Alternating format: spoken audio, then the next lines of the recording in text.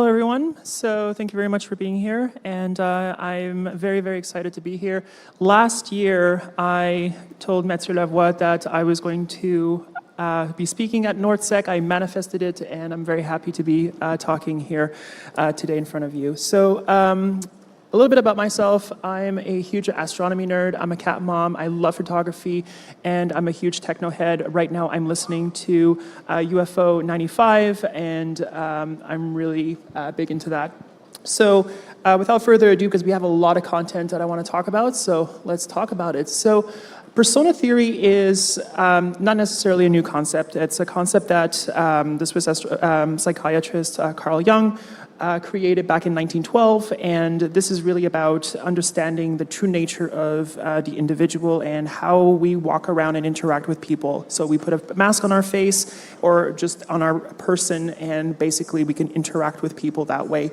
And we can change and modify ourselves to better adapt and connect with people and build relationships. And this is all how we create our personas. Everybody socially engineers each other. Everybody creates personas. This is nothing new. But now how are we going to take this concept and are we going to apply it to online and creating digital personas? So this is what we're going to be looking at today.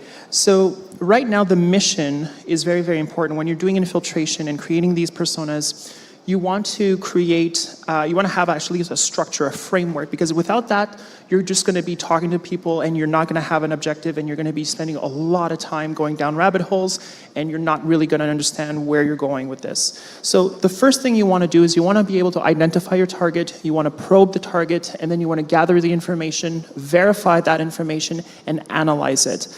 Now, these are all very important steps, and then when you analyze it, you want to distribute it as well. But these are all very important steps that will give you a framework on how to do the infiltration. So the first thing we want to look at is, when is it the best time to infiltrate certain groups? And I think I found a really good opportunity, and that is the recruitment phase or the initial offer phase. So we'll take a look at what that looks like in a second, but this is really when operators are actively seeking for participants. They are open to interaction. They are expecting to be cold called and cold DM'd, and for people that have no reputation to reach out to them and no validity to start interacting with them. So their assessment of individuals is going to be, and their receptiveness to individuals is going to be very, very high. So this is the prime time to really start talking to people. So what that looks like is something like this. So this is from RAMP, which is a Russian-Chinese cybercrime forum. It is exclusive. You have to either pay to get in or have reputation to get in. You can be vouched for by other sister sites like XSS and Exploit. So for example, we're taking a look at 3 different initial offers here. So we have Anubis there, and then we have Van Helsing, and then we have Quillen. So these basically show what their RAS, or ransomware as a service platform, has to offer. And they're like, okay, so we're looking for members, we're looking for affiliates, we're looking for partners, and this is what we want, and this is what we have to offer. So this is where they're going to talk about their lockers or their encryptors and their infrastructure. This is how they're going to start talking about their payment structure. So this is what you're going to see, like 80-20 splits, or 70-30 splits, or 90-10, or 85-15 splits. So that 80, or the bigger number, goes towards the affiliate, and the smaller number goes to the operators. So this is something that, this is the recruitment phase. So everyone is expecting to be contacted through here. So it's interesting because some of the groups get really creative at how they start promoting themselves. And we're going to take a quick look at that as well. So for example, there's Van Helsing. And this is going to be, there's going to be a little bit of video here, but this is an actual recruitment commercial by Van Helsing, and this is how they're doing it.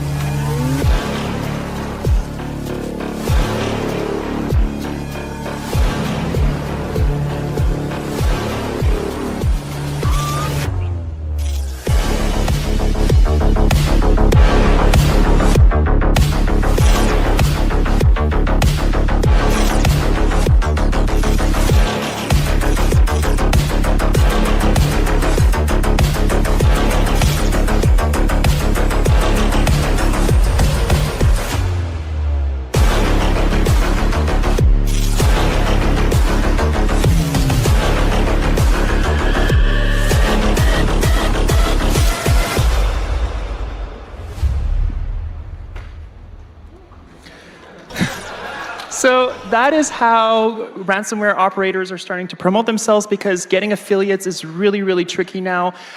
Just to give you a perspective on how many people are actually involved with these groups, Lockbit at its peak had like 100 affiliates. So there's not that many affiliates per group, if you really, really think about it. So they're all vying for the really skilled operators, the really skilled pen testers with scrupulous morals. So there's a lot of skids, which is like low-level like script kiddies or junior pen testers that are out there, but the really talented ones that can actually like take down an enterprise, those are not as popular and as common. So another group that is very, very interesting is Anubis, and this is a brand new group as well, and this group is highly sophisticated, and they're really trying to take data extortion and monetization of access and to another level. They write these journalistic and investigative presentations on their leak site about their victims. They don't go for quantity of victims, they go for the most harshest and really like in-depth extortion that you can find, something very similar to what Alvi was doing in the very, very end of their cycle. So let's have a look at what it means when you reach out to these individuals during that phase. So this is a group called Sloglav. This was originally a group that was promoted on Ramp. And so what we were trying to do is we were trying to break the ice. So now there's a concept out there called hi or hello, and or the no hi and no hello. So we wanted to see, it's all about how much, because the way we look at it, or I look at it, is how much data, like in bytes and bits, do I send out versus how much they can give me. So I want to send out as much data, as little data as possible for the maximum return for them to send me information. So that's how I perceive, and then you can also have the concept of like the size of bubbles, which is like how much text you send versus how much text they send. So this is just to give you a balance in how much text and how much you're writing to people. So for example here, I was telling them, again, this is all lies, but I was saying I have experience with a smaller ransomware group, such as a blank. Now, Sexy was a group that was in the news at the time that this was, we were talking, and this is also because we try to leverage groups, or it's a good idea to leverage groups that are sort of in the ether at the time, because maybe someone's seen this. And why is this? Sorry, there we go. So basically, we have, so like, we try to go with different like vulnerabilities that are also there. We try to go with different, either different groups or different vulnerabilities that are in the news at a time. So this is one way to do it. The other way is, for example, to say, hey, so this is another group called APT47. Now we're breaking the ice.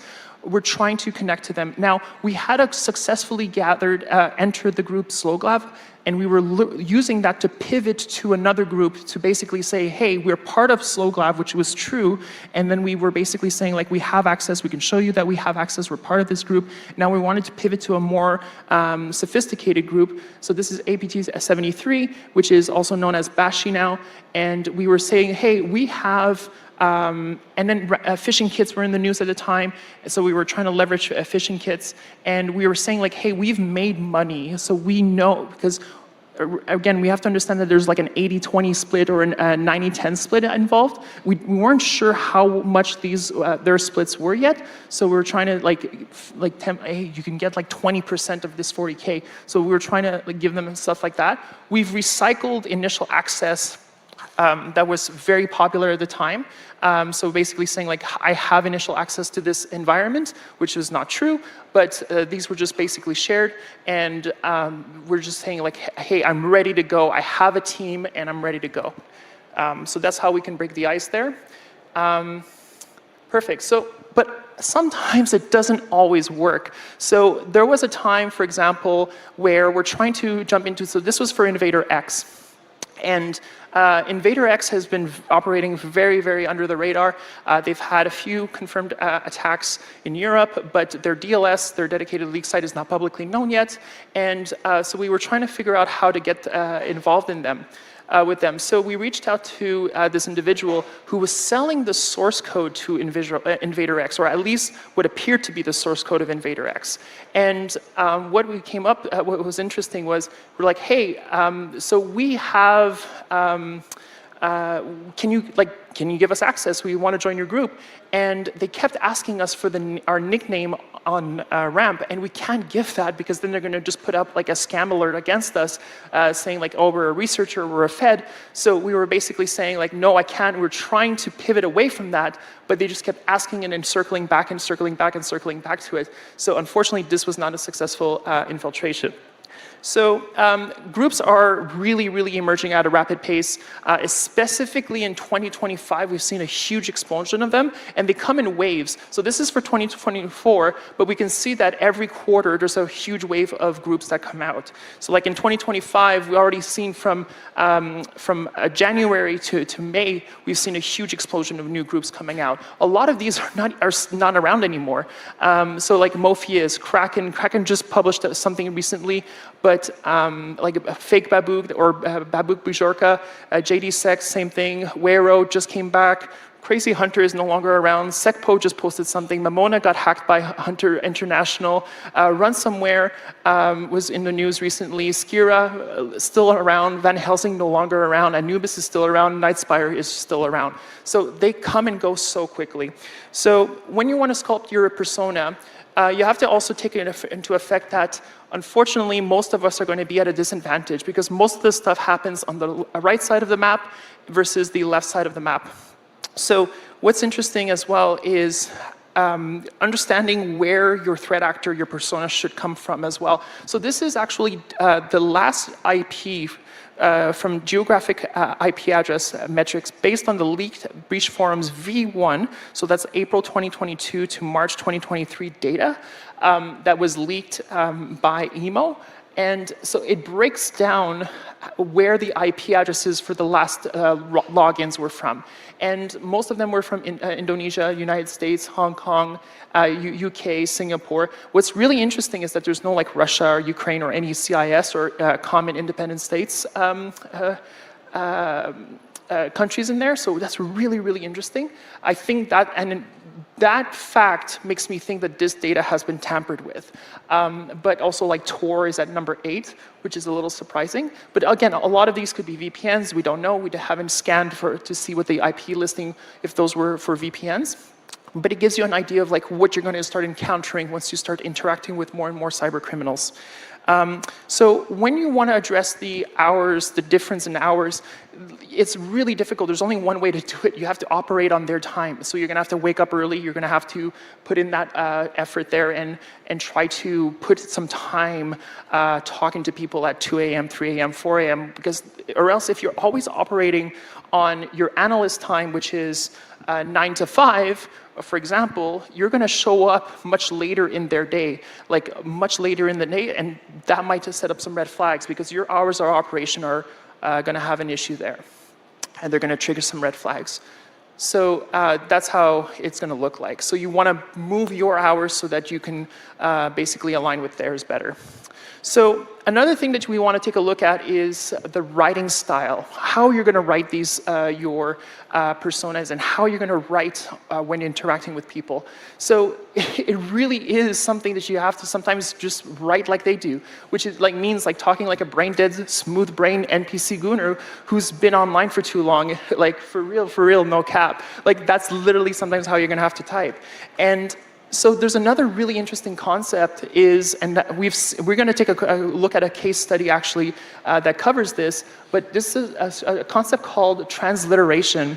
And this concept is a concept that basically individuals will write in a word in, for example, Russian, but they will write it phonetically using English characters. And so when you read it, you're reading it Russian, but it's written in English. And LLMs are not very equipped at reading, understanding this, specifically when you have like anglicization, or you have something like slang as well, like cybercrime slang incorporated in there. Like LLMs just completely collapse. So we'll take a look at a case study in a bit for that. So when we're trying to infiltrate, there's some offensive tactics that we can do to employ social engineering on these individuals. And these are just like rudimentary and like basic core concepts of like social engineering. So we'll take some look at that. So there's one concept called NRE, which is the weaponization of like relationship energy. So especially when you start interacting with someone for the very first time, and you become familiar and you start to interact with them more and more and more, and you get closer and you build that connection, you can become infatuated with them. You can have this, and it could be a friendship, it could be a lover, it could be anything. And this is the type of energy that you can actually, if you can remove yourself from the equation and have someone become infatuated with you, this could be a mentor, this can be a friendship, it could be a lot of different things. It really is something that some people can weaponize.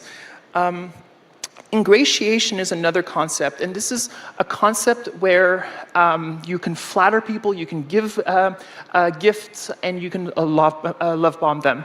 So, for example, when it comes to gift giving, one of the options in the previous slides, we were talking about like initial access and breaking the ice, and we offered them like free access. That was a small token to basically break the ice and to say like, here's a little gift. Or flattery, like, hey, you did a really good job. I saw that you did a really good job on this attack, and stuff like that. And love bombing, depending on the person that you're trying to connect with, is something you can do. So if the individual is looking for a girlfriend or a boyfriend or something else, you can basically use that to manipulate them. So another really, really, really powerful concept for social engineering is specifically that you can very well use online is conflict resolution. So you can create and engineer a small conflict, blow it up. It's really like out of proportions, and you resolve it together. So and this is a good way to establish trust early on in a relationship, because you've surmounted a conflict and you've built that connection together. So when you're talking to someone online and you're saying like, oh, like this is an issue, this is a problem, and you problem solve that together and you surmount it, that will bring you closer to something. So this is definitely one of the really good ways, and we can also look at that a little later if we have time. So another good technique is called the chameleon effect, or mimicry.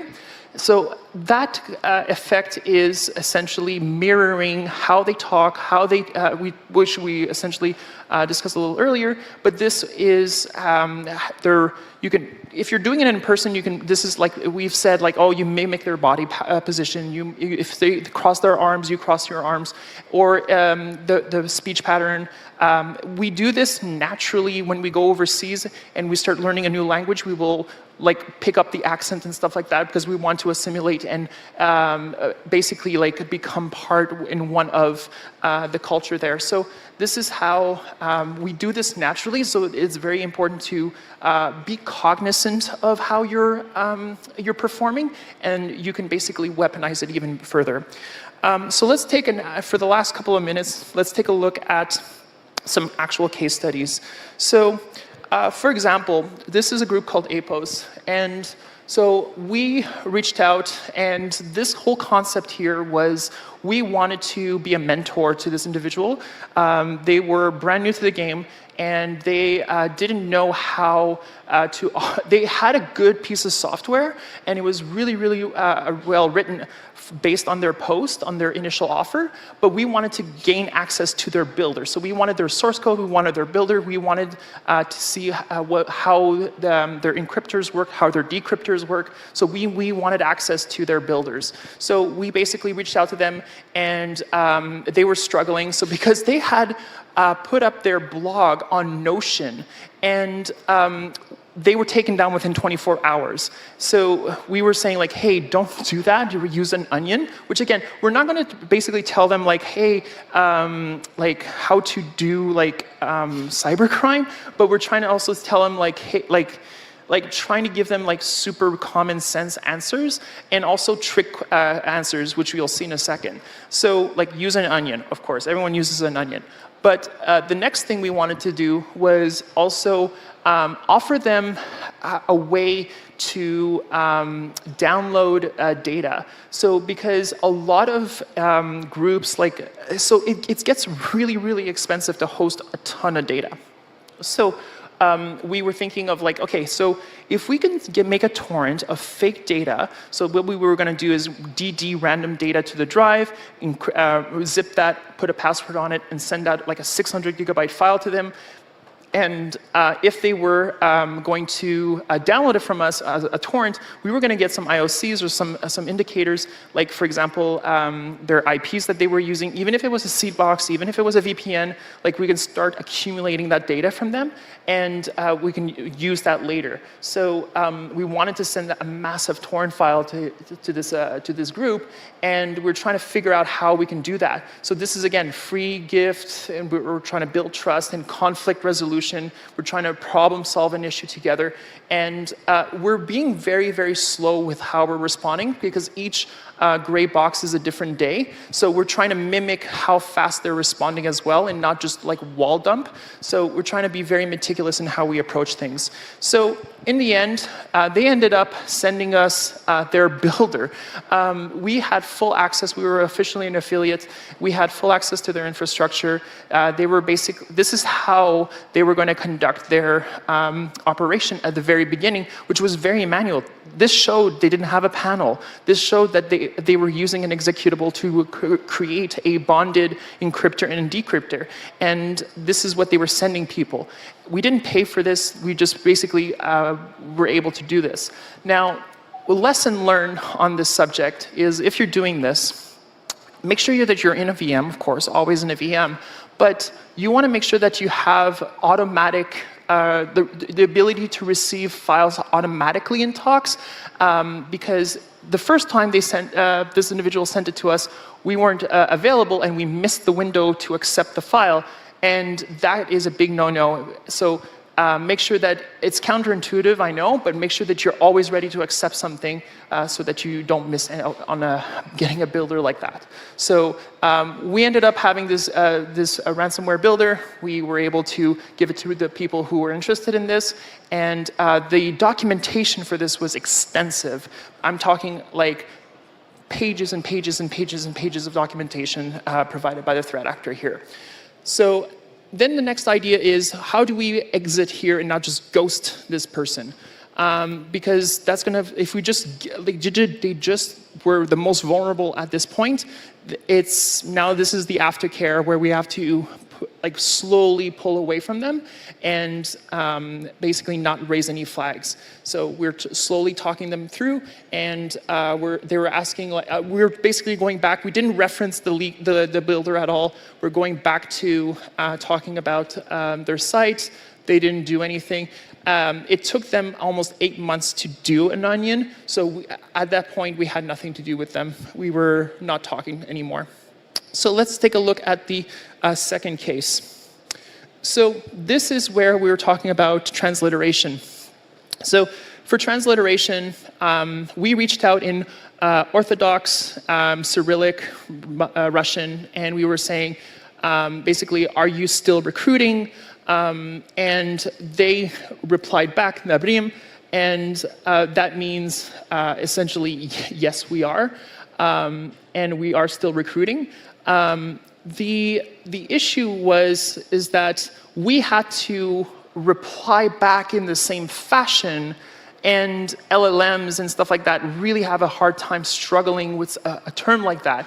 Because if we were like to write, imagine we were to write a question mark after the first word they sent us, this is a really good way of checking if you're a native speaker, if you're like a Russian native speaker, if you are like, you say like right away with just one word and one way of writing that word, they're able to do at least a good amount of data verification. So I'm still interested, and then they continued, and we modeled our discussions based on this. And then they had a copy-pasted section at the bottom, which is interesting because this section is not in transliterated Russian, it is in Cyrillic Russian, so using the Cyrillic alphabet. So you can see that this was copy-pasted from something that they already had prepared, and basically they're saying how many people are in your team, what software did you use before, if any, not a secret, why did you leave, go away, how do you drain the date from the target or the data from the target. So it's basically now we're in the interview section. So we have to pass this interview, and we're basically going to be talking to them, hey, my team is finishing up our last target. With the previous group, we have already worked this weekend. We have experience with Logit, Phobos, and Babook. This is before Babook 2.0. And we're basically saying there are 4 of us on the team. Hiring a team is always more appealing than hiring a solo person. Because a team means you have a lot of fallbacks, you have a lot of ability and resources, but it could also lead to more drama. And essentially, we were trying to get access to this panel. This is the RAS panel. Now, one thing that's really difficult about this is they were asking for actual data. So they were saying like, okay, so this is how you're going to gain access to our group. You're going to give us the data for your latest victim. You're going to give us the Zoom info for that latest victim, and then we're going to validate the data, and then we're going to claim it on our panel. Then we're going to give you access to the panel, the affiliate panel, so we can like download encryptors and decryptors and stuff like that. So that was a big issue. Like, how do we fake data from a target? So we had to pull out of this one because we can't really fake that much data unless we're using massive amounts of like just creating fake documents, fake JPEGs, fake docs, fake Excel sheets, fake PowerPoints, fake PDFs. It just takes a lot of effort to do that. So we can basically do that as a next project. So that's it for today. If you have any questions, I'm available.